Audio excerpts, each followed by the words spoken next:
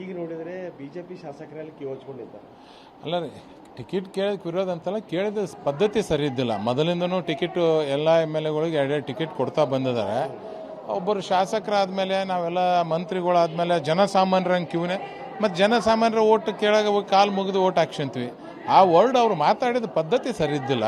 ಯಾಕಂದ್ರೆ ನಿಮಗೆ ಅಲ್ಲ ಸರ್, ನಾನಂತೂ ಮೊದಲಿಂದ ನಾನು ಕ್ರಿಕೆಟ್ ಆಡೋದು ಭಾಳ ಇಷ್ಟ. ನಾವು ಯಾಕೆ ಫ್ರೀ ಟಿಕೆಟ್ ತೊಗೊಂಡ್ರಿ? ದೇವರು ನಮ್ಗೆ ಇದು ಮಾಡಿದಾನೆ. ಇವತ್ತು ಅದೇ ಫ್ರೀ ಟಿಕೆಟ್ಗಾಗಿ ನಿಮ್ಮ ಶಾಸಕರೇ ಕಿವಚ್ಕೊಂಡು ನಿಂತಿದ್ದಾರೆ ಬೆಂಗಳೂರಲ್ಲಿ. ಕರೆಕ್ಟ್ ಹೇಳ್ತೀನಲ್ರಿ, ಯಾರಿಗಾದರೂ ಟಿಕೆಟ್ ಸಿಗ್ತಾವಂದ್ರೆ ಇವತ್ತು ಪರಿಸ್ಥಿತಿ ಯಾವುದಾಗಿಬಿಟ್ಟಿದೆ ಅಂದರೆ ನಮ್ಮ ಕರ್ನಾಟಕದ ನಡೆಯುವಂಥ ಯಾವುದೇ ಒಂದು ಟೂರ್ನಮೆಂಟಿಂದ ಅಂದರೆ IPL ಟಿಕೆಟು 2,000 10,000 ರೂಪಾಯಿ 20,000 ರೂಪಾಯಿಗೆ ಬ್ಲ್ಯಾಕ್ನೆಸ್ ಸಿಗಕತ್ತಾವ. ಈಗ ನಮಗೆ ಯಾರಾದರೂ ಸರ್ ನೀವು ಕ್ರಿಕೆಟ್ ಭಾಳ ಆಡ್ತಿರ್ತೀರಿ, ನಿಮ್ಮ ಸ್ಟೇಡಿಯಮ್ಗೆ ಭಾಳ ಪ್ರಚಾರ, ಟಿಕೆಟ್ ಕೊಡ್ಸಂದ್ರೆ ಎಲ್ಲಾರ ಟಿಕೆಟ್ ಯಾವ್ದಾರ ಕೇಳ್ರಿ MLA ಟಿಕೆಟ್ ಕೊಡ್ತೀವಿ.